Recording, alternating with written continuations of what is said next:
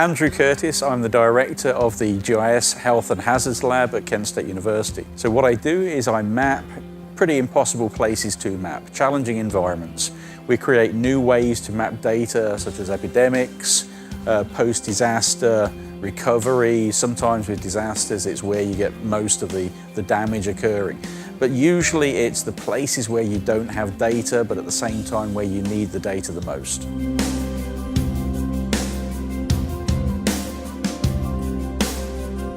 I was a geographer. I got a PhD in geography, and so I've always had an interest in mapping. With my first position, my first job, I was really interested in medical geography. And medical geography is where you use maps and spatial data to try and solve problems associated with disease or health outcomes. So although I was dealing with epidemics initially when I moved to Louisiana, health disparities really came to the fore, particularly issues like African American infant mortality. And so we were identifying hotspots where social workers, where nurses could actually go into and try and figure out why we've got elevated mortality rates here, what can we do about it, how can we work with the community to try and figure out solutions or interventions to these problems.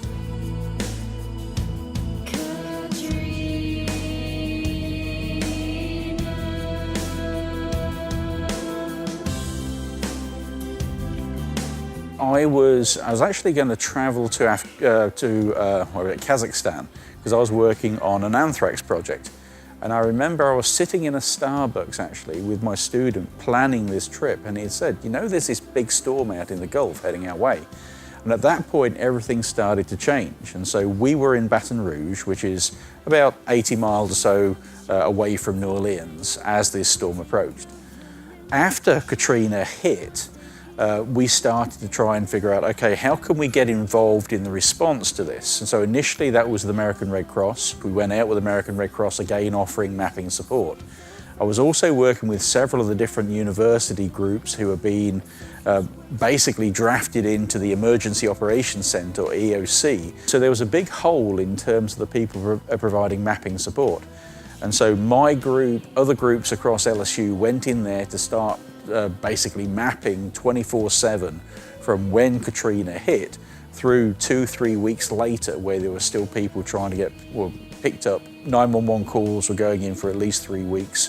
Lots of people needing sort of help from the military, getting helicopters into the right places. So we were providing 24/7 mapping support to all these different services. There's no medical services here. She's on the floor. She's dying right now. After the time we spent with the Emergency Operations Center, I then went back into New Orleans a couple of weeks later and I walked the city because it was a deserted city. In fact, one of the strangest things that has ever happened to me, we went in there one of the first times we could get into the city, and a really surreal experience. We went in to help somebody clean out their house. And we went into the French Quarter afterwards to get something to eat because there was a few places that were open. They had whatever food they had left, were running on their own generators. But as soon as you left the French Quarter, it was blackness. Now, normally when a city loses its lights, there's still activity, there's still things going on, but this was a city that was utterly dead. There was nothing going on. It was the strangest, most surreal experience I've ever experienced. And from that point, I'd then decided I'm going to be part of the recovery process. And so my lab and myself have been going back to these different neighborhoods, collecting data with techniques that we have developed, so that every street in neighborhoods like the Lower Ninth Ward, we're video mapped for every year since Katrina. This went on for about 11 years, so we've got how these streets have changed on a building by building scale. Onto this as well, we've also collected narratives of people who live in these neighborhoods, of when it all happened, but then narratives following the recovery process, years later. What was it like to live in these neighborhoods prior to Katrina? What has it been like in the years since?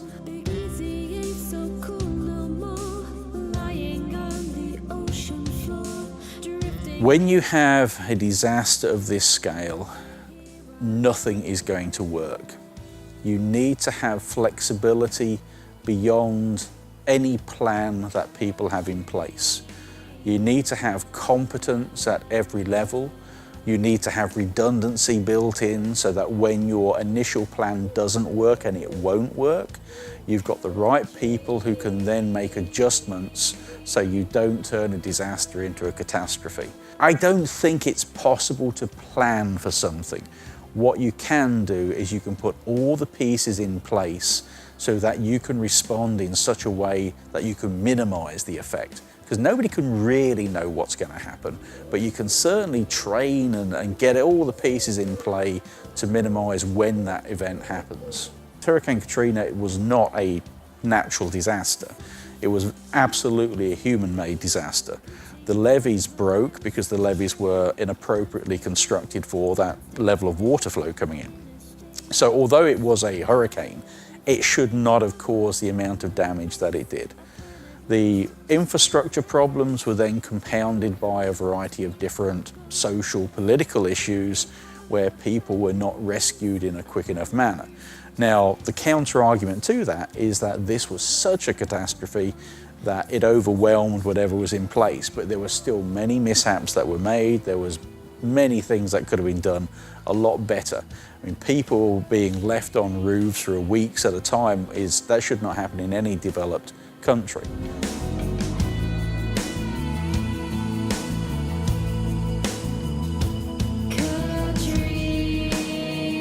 I think this is a tricky question because there are people who are genuinely caring who are in power, and I don't like to tar everybody with the same brush. I don't like to say that this is the way that all politicians, or this is the way that all people who have the ability to make a difference are. I do unfortunately feel as though that sometimes that we have people in power who have bad choices, and those choices are, we do not have enough money to do this properly, so therefore I am going to make a choice based on my own preferences, and those preferences can be wrong. I also think that some people don't care. There is a lack of empathy for those who maybe you don't quite understand, those who you cannot empathize with, and so therefore you're making decisions that doesn't take into account what is it like to be this individual. They're not just somebody you can move from point A to point B. They have things. For example, one of the things that has changed is that during Hurricane Katrina, you could not put your pets onto the buses that were being taken, or basically evacuating people from the city. For a lot of people, their dog or their cat, that's it. That is all they have. And so if you say, well, your choice is you either evacuate or you leave your dog behind, they will say, well, I'm staying. And so that lack of understanding, especially for people who don't have a lot, that property, that some possessions, an animal like a dog or a cat, they can mean the world. You don't have a lot, and so whatever you do have can mean everything. And I still believe that it's hard to get that message through to people who have never really experienced these sorts of events.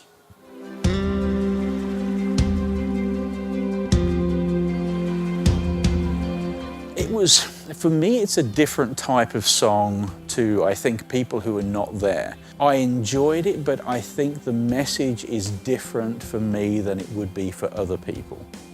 So when you experience everything firsthand, as it were, you're looking more for emotion than you are actual details. And I think for other people, it will resonate more. For me, it was the remix song that I liked, because it was the sentiment of the song, and I could put my own lyrics to it. I knew where it was coming from, and I could put more of what I was thinking, my emotions, into it.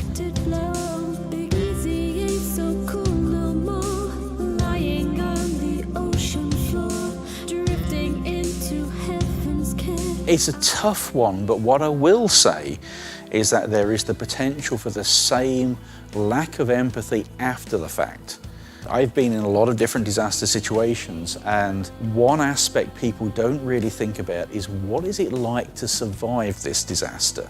What is it like to rebuild? I mean, for many people, they've lost everything. They've lost the social connections, they've lost the networks they have, maybe they've lost physical possessions as well. And so although you can put money on that, although you can say, well, it's all, people have been relocated, they've got a new house, there's a lot that's missing. Now, if you don't really pay attention to that, that can be an ongoing disaster. That can be something that just keeps spiraling downwards for these individuals. So for me, the real risk here in that particular situation is the people who were in the tower, their friends and family. If you're not careful, they are going to be experiencing that disaster for a long time to come. Other aspects in terms of this was probably not the most affluent individuals in society. Again, I go back to what I said, people have choices to make with a lack of money. And unfortunately, some of those choices and decisions are not the best decisions. But it all comes down to probability for some. Okay, what is the chance of this actually turning into something bad? Fairly small, therefore we'll save money doing X, Y, or Z. In the United States, we've had obviously disasters like Katrina, but you look at events like the lead poisoning in Flint, exactly the same thing there. You had a government trying to save money, and so switching the water supply.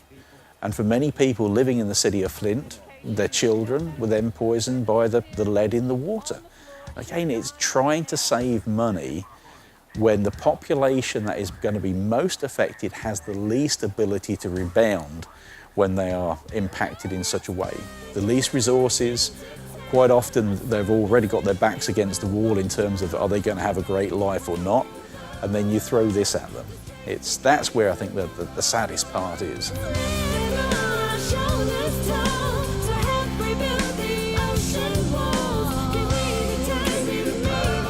There's a parallel I'd like to draw in the United States with people need to, don't just get upset about what happened, get out there and start being part of school boards, get out there and start being part of city councils, get out there and start getting involved. And I think that is the only way that people can really, first of all, understand problems, but then try and change things. If you expect somebody else to solve your problems, they will not happen. And also, you're always going to be reliant on another person's actions. So get out there, get involved. A senseless waste, it must be